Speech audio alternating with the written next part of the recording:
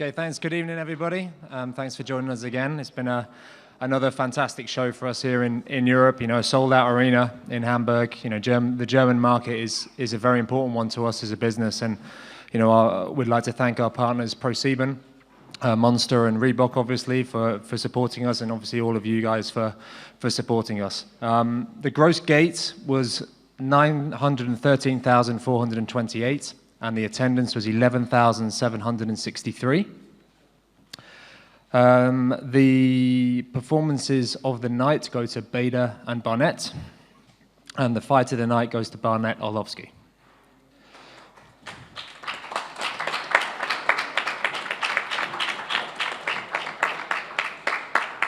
One of the great things about the show tonight, which is a big moment for us here as we continue to build this sport and this business in Europe, is that over 30% of the tickets were actually sold to an international audience outside of Germany. So this truly was a European show, and we're very proud that we're able to put that both on Fight Pass in the US and across our broadcast partners around the globe, including our return to free-to-air TV in Germany, which marks the end of a very long road for us to get back onto free-to-air. So we're very thankful for the support that ProSieben have given us to get us to that point.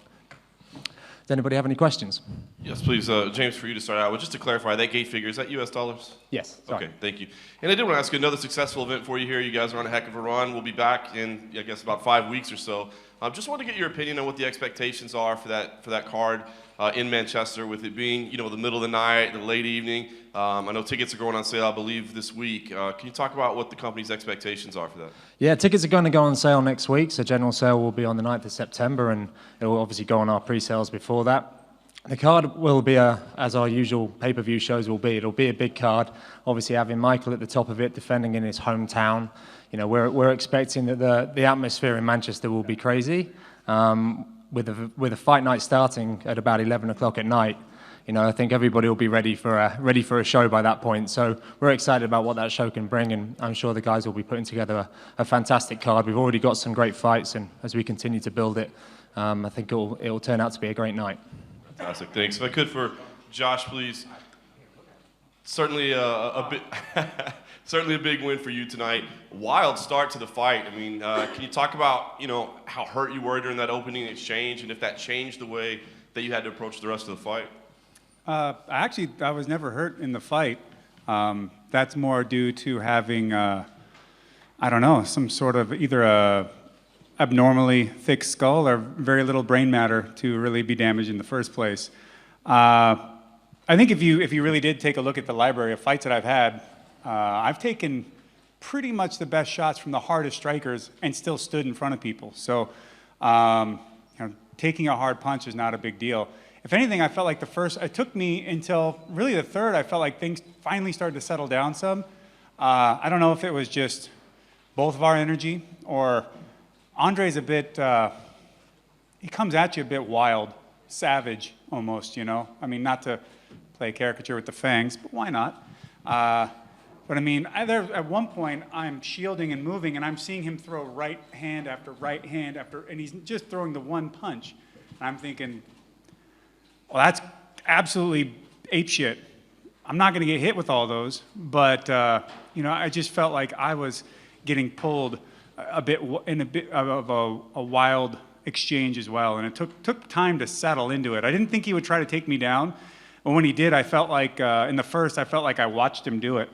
And I remember when he did, he went more trip than block. And Bader could probably tell you, he'll agree with me, if you're going for trips, they're great when they work. But if you've got a trip and a body lock, that means you have no post. So the second time he did it, I knew he was going to step and try to trip, and he's got his hands wrapped around me. Where's he going to post? Just like if you shoot a double with an outside trip. If someone hips into you, you go over. So he went over. And after that, you know, once we started going, I just felt like as the fight went on, regardless of whether I was feeling any fatigue at all, I just felt like he was going to be feeling more fatigue. And I just want to get back out there and just keep working. Let's just keep fighting. Let's keep throwing stuff down.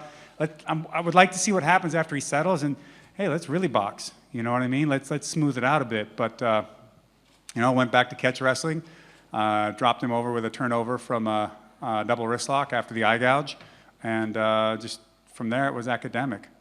I did want to ask you about the eye gouge. I mean, obviously you guys are told to keep fighting until the referee steps in, but did you take issue with Andre continuing to attack at that point? No, that's his job. If the ref doesn't tell you to stop, you're not supposed to stop. You know, his job is not to go out there and be my best friend. This isn't the best friend making competition. This is the ultimate fighting championship. I hold no grudges against him. He was grabbing the inside of my glove too.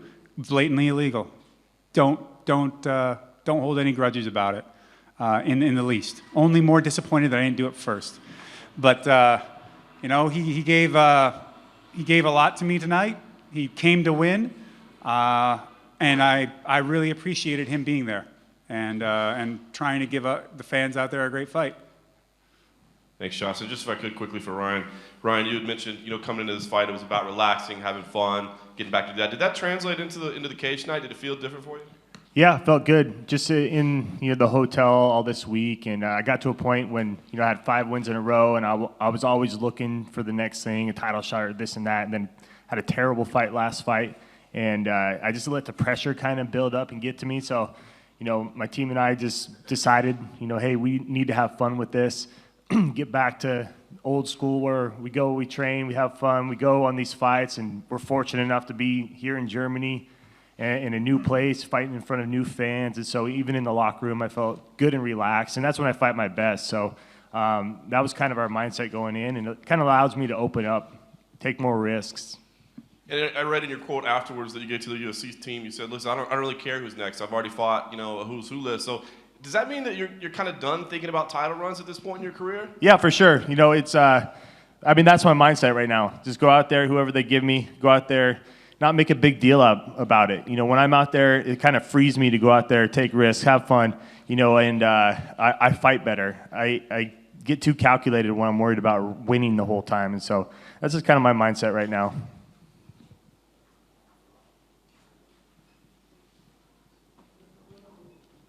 Question for Alex.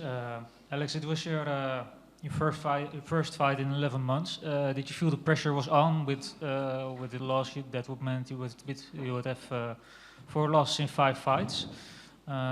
Did you feel it was a do or die situation? No, not really. I just felt good to be back in the octagon and having fun in the cage. So it felt good. You're still on the top of the light heavyweight division.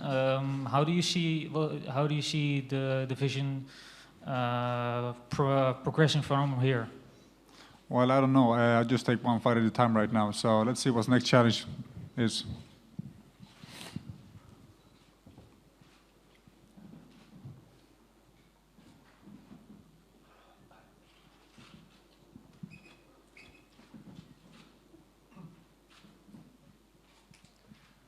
Hi, my name is Mehdi from Globe MMA. I have a question for Josh. Josh, can you give us a few words about catch wrestling in regards to your game plan, your fight tonight, and also the place of catch wrestling in modern MMA? Your opinion about that. Thank you. Well, I am a catch wrestler. I come from a wrestling background. I wrestled in high school, went to the junior nationals, did in freestyle and Greco. I'm a wrestler.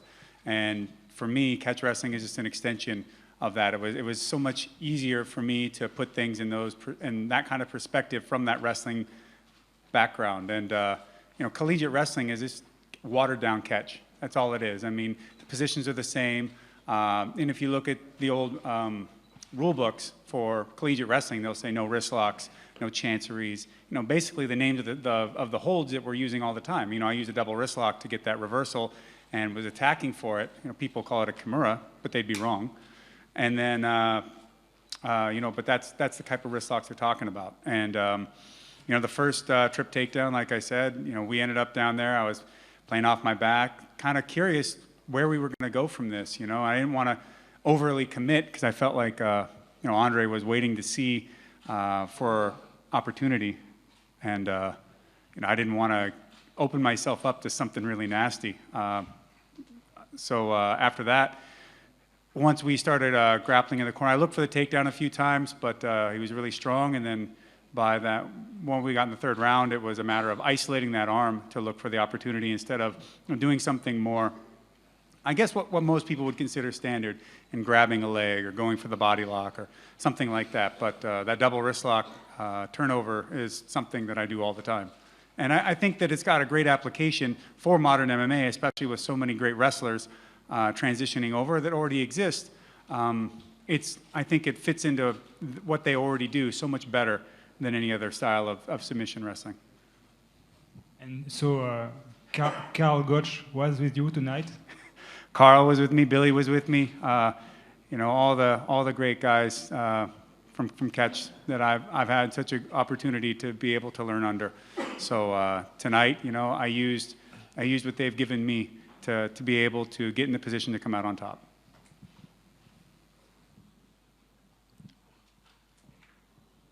I have a question for you, sir. Obviously, there are some big events in Europe, like in the UK and Germany. Are there any discussions going forward for UFC to come to France, just in case?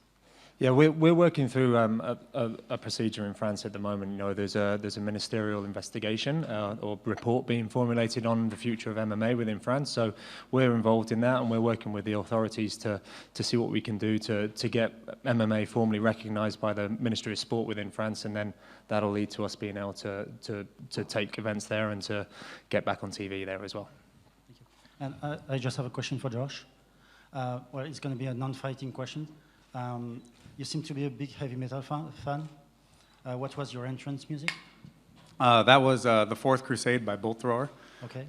which is a band from Birmingham, England. And the bass player, Joe Bench, was actually here tonight to watch me fight live. Okay. So, you know, I'm always repping metal. It's who I am. It's a big part of my lifestyle. It's what I dig, man. And how did you get involved in the promo video for Amon Amarth?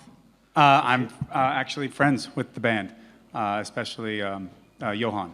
So when it came time to put that thing together, there really wasn't anybody who could do the part better than me, and I was super proud to be able to help them out. Thanks. I have another question for you, Josh. Over here. So you've had ups and downs in your career. You just listened to Bader say he's pretty much given up on the idea of a title shot. Where do you stand on the idea of a title shot? Is there some sort of benchmark that you've set for yourself as to what you need to accomplish in the UFC by a certain time, or are you just... No, I don't think in those sort of modalities. I think of just being able to perform at my best any given moment. You know, completely living in that that immediate now.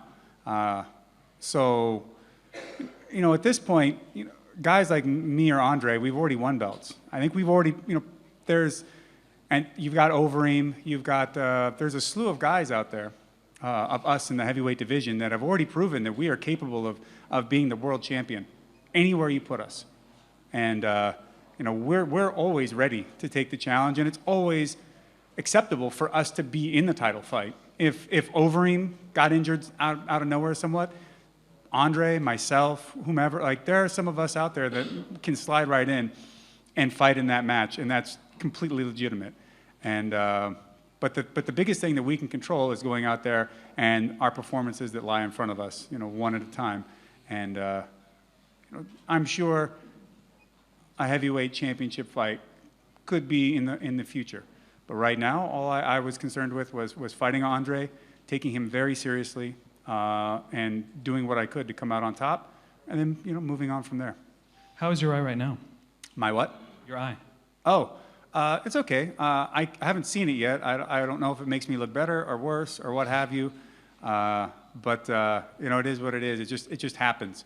And even in the replay, I could see it. You know, he was throwing punches and maneuvering. He just it was an open hand and caught a thumb. You know, no big deal. And for Andre, you've been through losing skits in your career before, lost multiple fights in a row. Is it too early to say what comes next? Have you given any thought as to what the plan is at this point, or will it take some time? No, first of all, Josh, great fight. Congratulations. He was better man tonight. Yeah, I lost third fight. Now I'm going to take some time off, and I'm going to come back stronger. At least he did knock me out, so he choked me, and he has a great wrestling skill. So So, so he was better man tonight. Thank you very much for the fight, and good luck him in the future. I still top 10. So it's totally up to my managers what's next for me, and totally up to UFC. I'd just like to add one thing, and that is, I know Andre didn't lose tonight, but it's not just about winning and losing out here. If you look at all the people that he's fought over the years, who I've fought over the years, we have wins and we have losses against all-time greats. So it's not so trivial. You know what I mean? So one of his recent losses was Overeem, who's in a title fight. Or Stipe, who's the champion. So it's not like we're going out there and fighting the bum of the month club. We're going out there and we're fighting the best out there that the world can provide. So, if we lose a few, well, it happens. But who else besides us is capable of going out there and meeting, that kind of opposition time and time again? Great speech.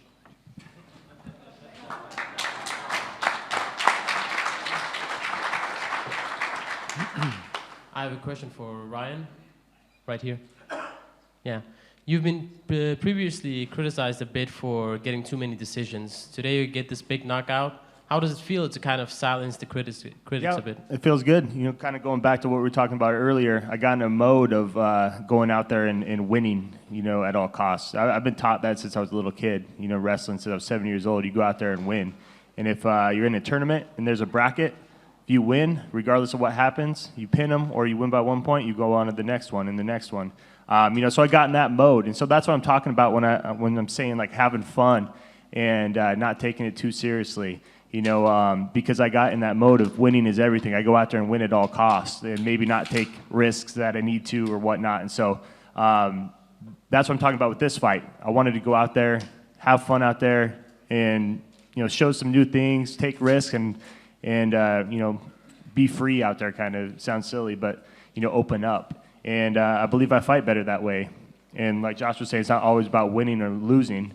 It's going out there and proving to myself that I know that I'm that fighter, leaving there and coming out, that I gave it my all, and I did what I'm capable of. Because there's a lot of fights where I feel like, I didn't show who I was in there. So that's my whole mindset right now.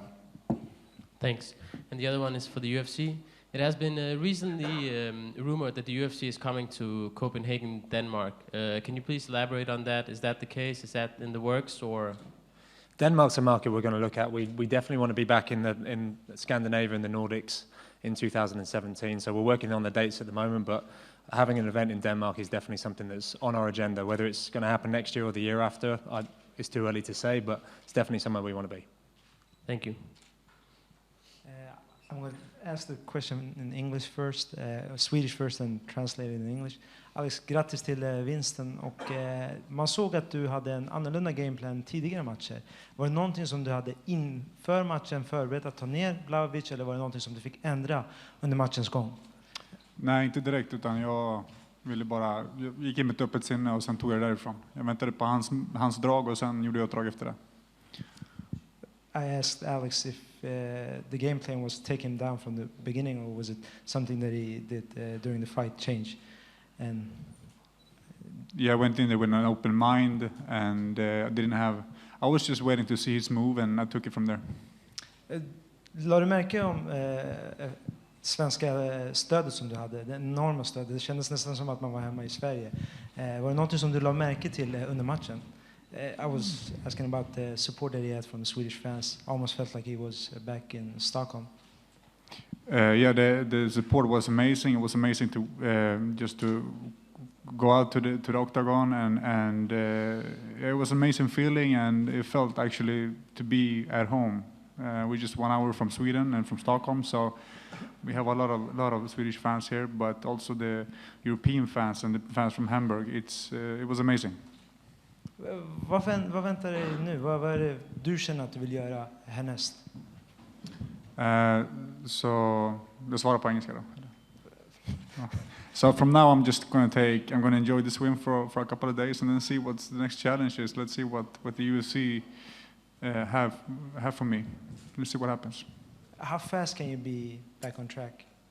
I'm already back on track. I'm going back to work and keep improving my game and trying to be as accomplished, so get a good MMA fighter I can be. Thanks. Thanks. For Nick Hein, are you satisfied with your performance, and how was it to fight again back in Germany? Actually, I'm quite satisfied because 3 months ago it was a saying. I was looking into the doctor's eyes, and he told me, "Looks like you can end your career," And then, like it was like a roller coaster coming back, working on the recovery, changing the training place, going to LA. Everything happened so fast, and now I won the fight. We did some new stuff. I have to bow before Anthony Hardonk. He made me switch stance and all those things, and it's the beginning. I'm trying to get back as fast as possible, and next time maybe even throw a kick or something. And at the end, you said you promised to finish your next fight. What will you change to do that? The thing is, when you see this fight compared to the last fights, I kind of did some stuff that I almost forgot before, and the takedowns, for example. And we were working on a lot of things. In the last round, he wobbled me, and then I could answer and make him wobble a little too. And we tried, but nonetheless, it's always like this. I'm fighting in my country, and everyone is, of course, having huge expectations. Everyone wants that big win, on home turf. So I had that too.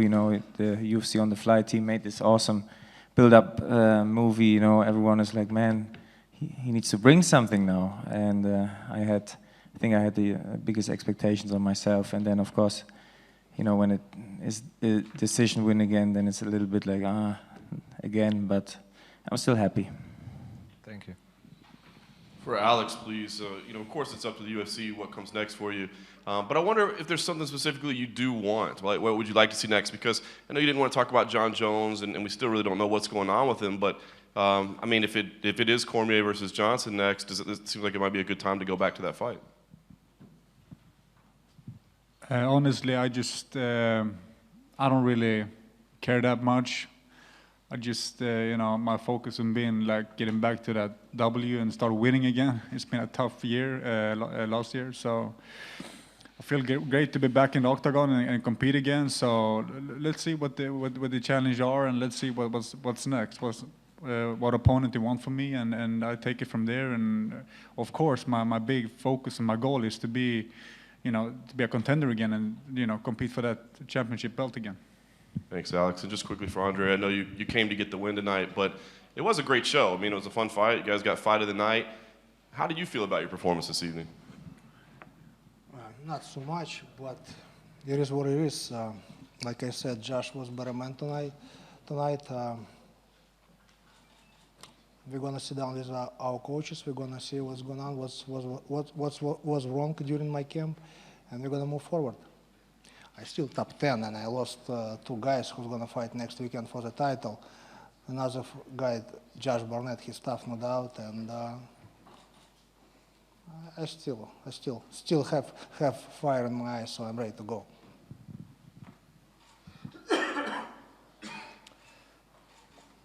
Any other questions? Alexander Pavlov, Sportbox, are you? There are rumors since years that UFC comes to Russia. Will these dreams come true? We're working on it. It fits into the same camp as Denmark. To be honest, it's a market that we'd love to get to. We need to figure out the right way of getting into the market and putting on the best show that we can. We have some great TV partners out there, so it's on the agenda. It's something that we want to go. It's one of the big holes that's still left in our event map, if there is such a thing, in terms of Russia, and the other place obviously is Africa. So it's definitely a gap that we want to fill at some stage. And have you already got an impression when could it be to expect? Not yet. As soon as we know, we'll let you know. Thank you. Quick question for James. James, obviously Ilia Latifi suffered quite a brutal knockout tonight. Is there any kind of injury update on him? He's been transferred and he's getting checked out at the moment, so we'll let you know as soon as we hear anything back from the medics. Good stuff. Gus, obviously, good win tonight. You're back on track. The man just across there, Ryan Bader, also got a good win tonight. He's ranked higher than you. Is that a fight that you fancy in the future? Let's see what happens. I'm up for suggestions. Ryan, what do you think? We'll face each other at some point. You know, next time after, who knows? You never know what's going to go on, especially with John Jones and the whole mix-up. So, yeah, we'll see. Kind of goes back to my whole thing of, you know, the here and the now. And so when we get that call and they let us know, we go to that one. Anything else? Great. Thanks for your support as ever, and we'll see you in Manchester.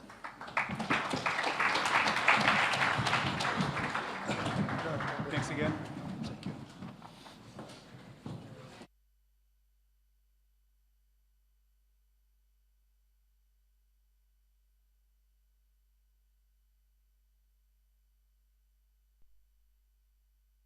On May 14th, UFC heavyweight champ Stipe Miocic ended Cleveland's 50-year championship drought with just one punch. Oh! Cleveland, we got champion, baby! Now, the Ohio native defends his world title against kickboxing legend Alistair Overeem right here at home. Don't miss UFC 203, Miocic versus Overeem, September 10th, live at Quicken Loans Arena. He's out! Tickets on sale now at theqarena.com.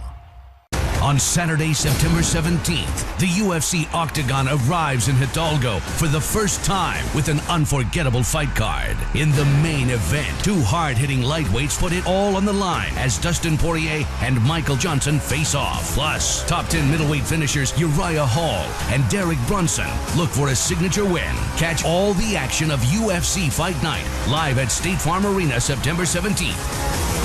Tickets on sale now at Ticket